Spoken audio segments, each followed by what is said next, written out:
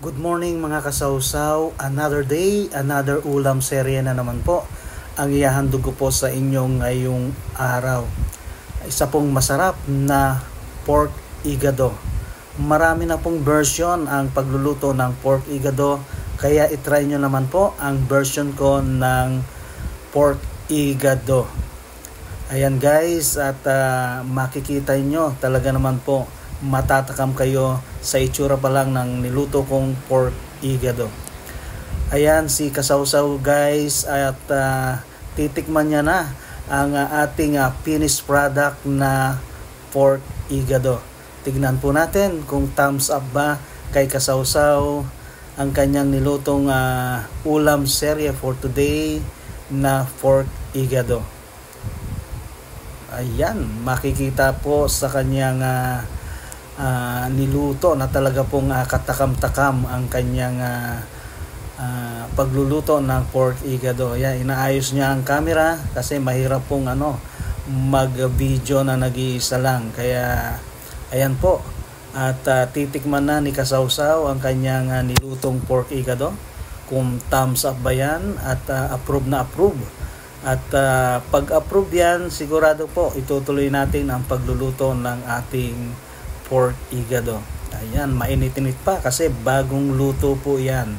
Talaga namang masarap at malinamnam ang kanyang recipe ng pork igado. Ayan po, nag-thumbs up na po si kasawsaw at nagbigay na po siya ng go signal para lutuin natin ang ating ulam for today. Ayan mga kasawsaw, ang ating mga ingredients. Meron po tayong bawang at sibuyas.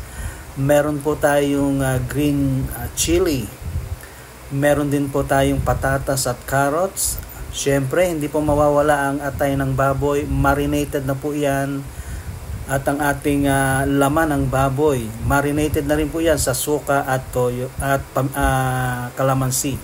Meron tayong toyo, suka at ang ating pork nor cubes. At siyempre hindi mawawala dyan ang ating gisantes or green peas. Sa isang kawali po, ayan, ipiprito lang natin ng very light ang ating carrots at patatas. Simpleng-simple lang po ang pagluluto, kahit marami pong ingredients yan ay napakasarap po ng ating pork igado. Marami pong version ang naglalabasan ngayon sa pagluluto niyan.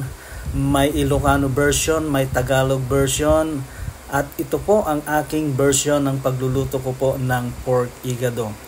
First po, ang ginagawa ko po, ayan po, at ipiniprito muna natin ang ating patatas at carrots. Bali, pahaba po ang pagkakahiwa ko dyan. Hindi naman po kaliitan, katamtaman lang po. Ayan.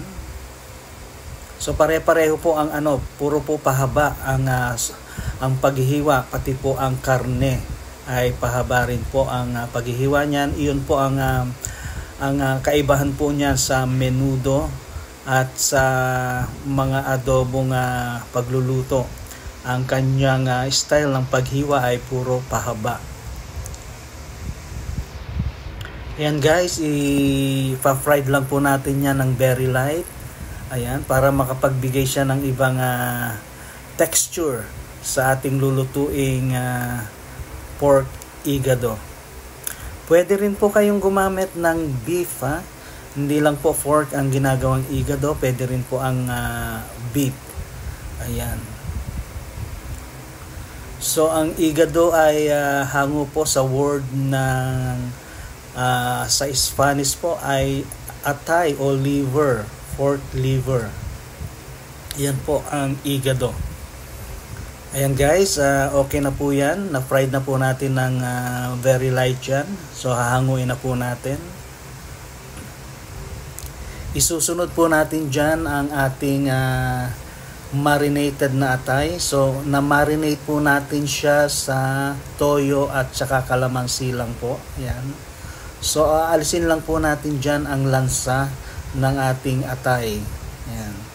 So isang kutsa muna natin siya ng very light din. At maya-maya po at isasahog natin yan sa ating lulutuing pork igado, kasi hindi po natin pwedeng isabay yan kasi baka po ma-overcook, ay matigas po ang magiging kalalabasan po ng karne ng atay. So kailangan po ay ipa-fried po natin ng konti yan, very light lang, pampaalis po yan ng lansa. So depende po rin sa inyo kung ano po ang preferred nyo. Pwede pong hindi fried ng konti yan, pwedeng direkta rin po. Ayan, pati rin po ang patatas at ang ating carrots, pwedeng direkta sa pagluluto po yon. Hindi naman po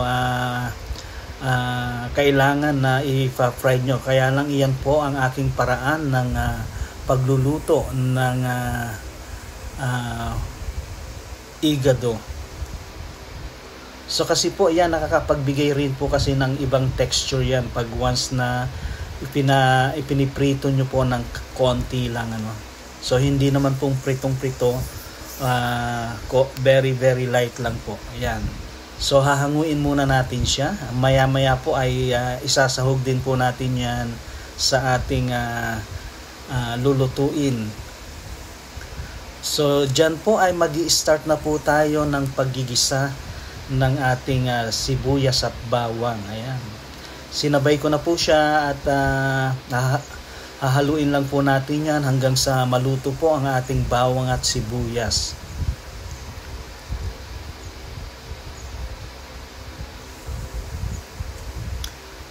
Diyan po ay isasabay ko na rin po ang paggigisa ng ating mga pampalasa, katulad po ng black pepper o paminta. Ayan. So lalagyan din po yan natin ng patis. Ayan.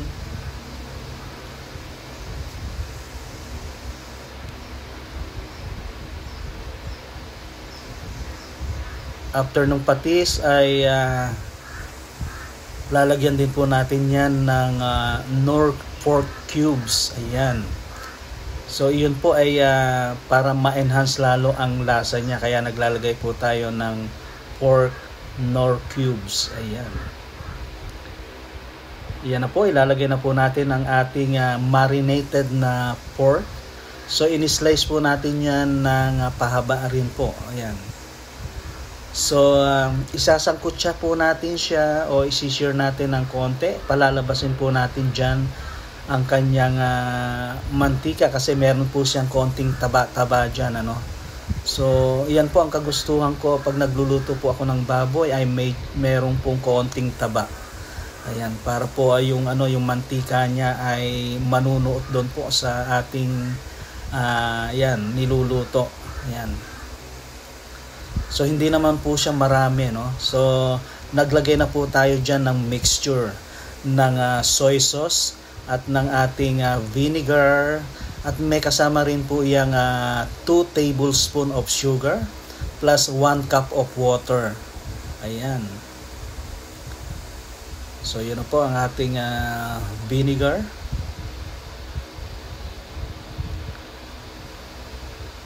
Ayan guys, so pakukuloyin lang po natin siya hanggang sa lumambot po ang ating karne. Ayan. Pag medyo malambot na po ang ating karne, ay ilalagay na po natin dyan ang mga ingredients na natitira dyan, yung ating mga vegetables. So very easy lang po, sundin nyo lang po ang ating proseso ng pagluluto, ay hindi po kayo maliligaw. Ayan po, inilagay na po natin dyan ang ating atay dahil medyo malambot na po ang ating karne. At isusunod na po natin dyan ang ating mga gulay. Ayan po ang ating patatas at ang ating carrots na na-fried natin ng konti. Pero hindi pa po siya lutong-luto dyan. So tamang-tama po yan. Habang nagpapalambot po tayo ay sabay-sabay na po yan. Nilagay na po natin ang ating green peas. Ayan. So naglagay na rin po tayo dyan ng siling green. Ayan, inalis ko po ang buto niyan para hindi po siya gaanong maanghang. So pwede rin po kayong maglagay ng bell pepper, no? Wala lang po tayong bell pepper na nabili. Kaya iyan po ang ating inilagay. So after that po ay ayan, pakukuloyin lang po natin dyan para ma-incorporate na po ang mga aroma niya at mga pampalasa natin dyan sa ating niluluto. Lalagyan pa po natin ng ng liver spread, mga isang latang liver spread. Ayan, enhancer po yan para lalong sumarap ang ating lulutuing pork igado. Pero optional din po yan, kung wala po kayong liver spread ay okay lang po. Kasi meron naman po kayong atay na po ng baboy. So ayan, iintayin lang po natin yan maluto. Siguro for about mga 10 to 15 minutes ay ready na po ang ating pork igado. Yan po ang aking version ng pagluluto ng pork igado. Masarap na masarap po yan. Parang kumain po kayo sa handaan.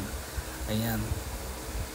Usually, hindi po yan nawawala sa mga ating mga celebration. Lalong-lalo na po pag merong kasalan, may fiesta, o ano pa mang celebration sa Pilipinas ay talaga naman pong masarap po yan. Ayan, guys, at ready na ang ating pork igado.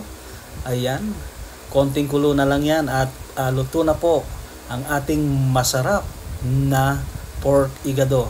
Maraming salamat po sa inyong patuloy na pagsuporta sa aking mga vlog. Ayan, lalong-lalo na po dito sa YouTube at Daddy Frankie's TV. Ayan, paki-subscribe lang po, paki-follow and share. Ayan, maraming salamat. Keep safe and God bless. Bye!